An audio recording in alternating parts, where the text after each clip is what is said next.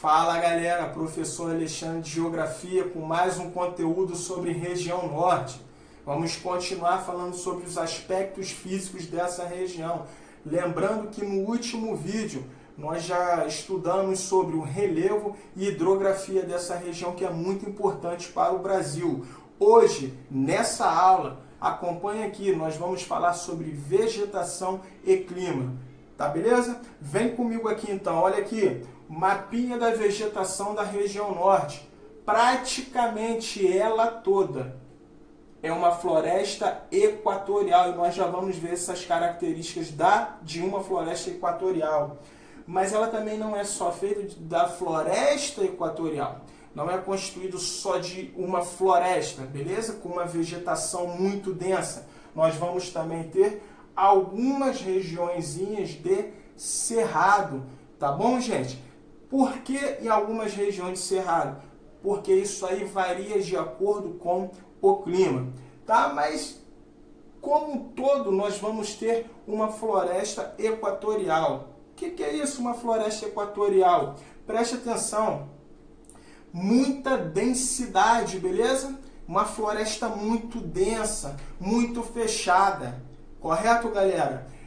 Você vai ter ali constantemente chuvas, tá? Mas sobre chuvas a gente já vai falar um pouco mais à frente, quando chegarmos em clima.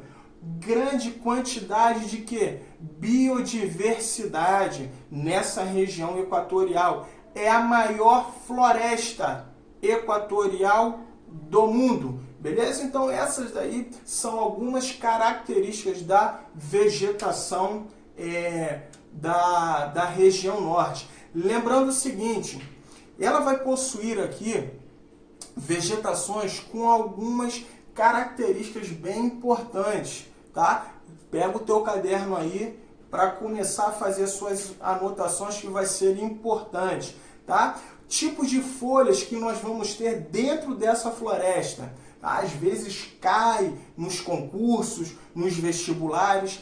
Elas possuem, em primeiro lugar, nós vamos falar sobre folhas latifoliadas. O que são folhas latifoliadas? São folhas grandes, são folhas largas, que possuem ali um alto grau aqui, ó, de captação de umidade, tá certo? Então essas são as folhas latifoliadas. Nós vamos ter também as perennifólias. O que são essas folhas perennifólias? É aquele tipo de folha que é o seguinte, elas não caem, beleza? As árvores durante o ano todo continuam com a sua folhagem, elas não perdem, estão sempre vivas, se mantêm sempre verdes.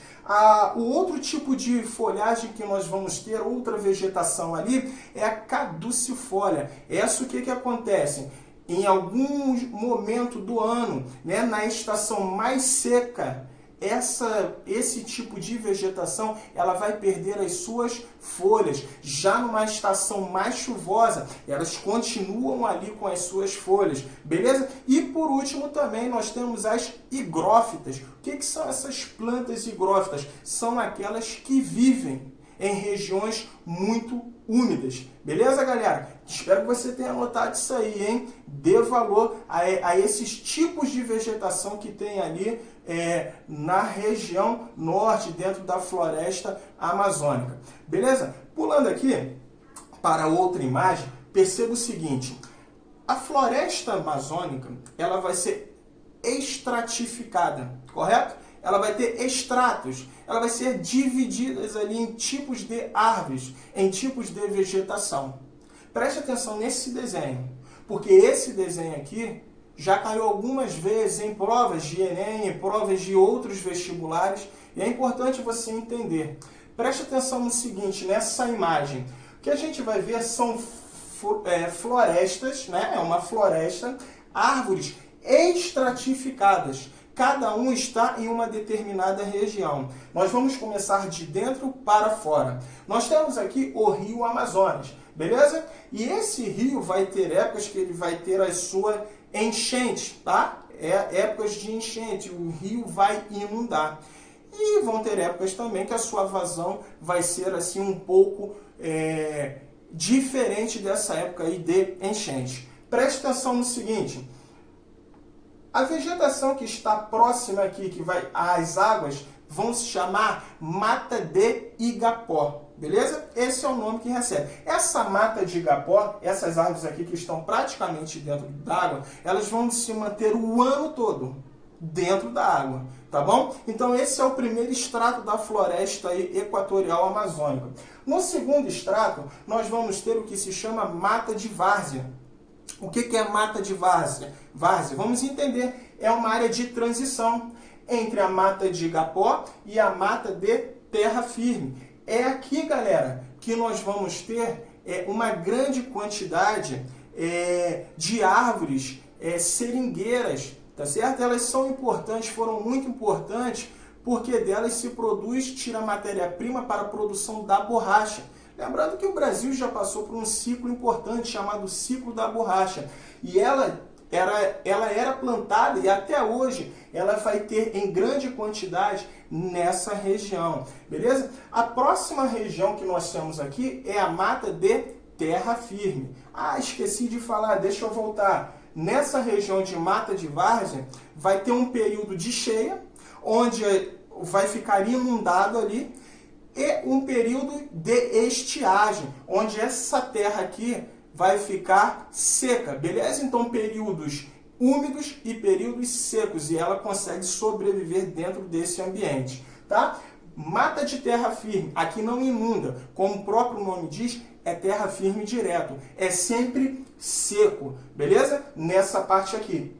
Nessa parte de terra firme é onde nós vamos ter a floresta mais densa, tá? Com árvores chegando a 60 metros de altura. Nós vamos ver árvores com suas copas, ou seja, a parte superior ali das folhas, os docéis, formando como se fosse uma cobertura, beleza? Se cria tanto ali uma cobertura, são árvores uma do lado da outra, tão densas que os raios solares não conseguem passar. É uma floresta escura e, na sua grande maioria, é úmida também, por não receber raios solares. Galera, algumas curiosidades aqui pra gente. Menos de 10% do solo da região norte da floresta amazônica são férteis. Professor, como assim? Você tem diversas árvores, você tem uma floresta densa e você está dizendo que o solo dali não é fértil? É isso mesmo que eu estou te falando. Por quê? Preste atenção no seguinte, aqui são solos que a gente chama de solos lixiviados. O que são solos lixiviados? Preste atenção, galera. Todo solo precisa e possui minerais. Por que precisa de minerais? Porque eles são a base necessária para a formação de um solo fértil. Você não possui alguns minerais no seu corpo? Vitaminas, proteínas? O solo também precisa disso para ele ser fértil. Como é lixiviado, o que acontece? Chove muito. E essa chuva faz com que na camada superior, onde as plantas aqui devem nascer, o que acontece? Esses elementos, esses minerais, por causa da intensidade da chuva, o que acontece? Esses elementos eles vão para as camadas mais baixas do solo, tá? Então o solo lixiviado é quando ele perde os seus minerais na parte aqui, superior, onde se fazem as plantações. O nomezinho que diz quando os nutrientes, a água da chuva leva os nutrientes, os minerais, no sentido vertical para áreas das camadas mais baixas do solo, vão se chamar de percolação, beleza? Percolação e solos lixiviados. Professor, então como que essa floresta permanece densa? É simples, querido. As folhas caem, ok? Quando as folhas caem, vão ficar ali na parte superficial da floresta, na parte superficial do solo. E o que acontece? Você tem a decomposição de todos esses produtos, esses materiais orgânicos. E as árvores, elas acabam se alimentando desses próprios elementos orgânicos. Então, alguns estudos dizem que a floresta amazônica, em grande parte, consegue se autoalimentar. Beleza, aluno? Agora eu quero que você pare tudo de verdade. E presta atenção aqui, o que eu vou falar pode ser uma pegadinha. Parou? Olhou? Olha aqui. Já ouviu falar? A floresta amazônica é o pulmão do mundo? Já, não já? Você acredita nisso? Você acha que está correto? Se você acha que está correto, eu tenho que te dizer uma coisa. É fake news, ok? A floresta amazônica, ela não é o pulmão do mundo. Por quê, galera? Porque dizem que por ela ser uma floresta muito densa, ela libera muito oxigênio no processo de quê? De fotossíntese. Não é isso? Ela vai captar gás carbônico, vai transformar e vai lançar oxigênio na atmosfera, falando de uma forma bem rápida assim. Só que acontece, a floresta amazônica, ela capta o gás carbônico, libera o oxigênio, mas ela precisa do oxigênio para manter toda aquela floresta viva. Então, ao mesmo tempo que ela libera esse oxigênio, ela também pega para ela sobreviver. Então, a quantidade de oxigênio liberado pela floresta amazônica na atmosfera, o qual ela não usa, é bem baixo. Então, a floresta amazônica não é o pulmão do mundo. Quem é o responsável por maior emissão de oxigênio na atmosfera são as algas marinhas. Estuda mais um pouquinho lá na tua aula de biologia que você vai entender perfeitamente isso aí. Beleza, galera? Vamos aqui partir agora para a fase final. Nós vamos falar do clima, beleza? Região norte, clima equatorial. Quais são as características de um clima equatorial? Presta atenção, ó. Pequena amplitude térmica, ou seja, a temperatura de dia não muda muito à noite, não tem grande amplitude, permanece quase na mesma temperatura. E elevada média térmica, ou seja, a temperatura ali é um pouco elevada, entre 23 a 25 graus, não muda tanto, beleza? Essa então é a característica principal de um clima equatorial, com muita chuva. Beleza, galera? Por que a gente vai ter muita chuva? Presta atenção aqui, ó. Tá vendo que aqui é a linha do Equador. Beleza? Aqui vai se chamar também zona intertropical. O que é a zona intertropical? Falando assim de uma forma para a gente entender legal, porque não é aula de climatologia, mas só para a gente entender esse fenômeno aqui, o que vai acontecer? Ventos alísios.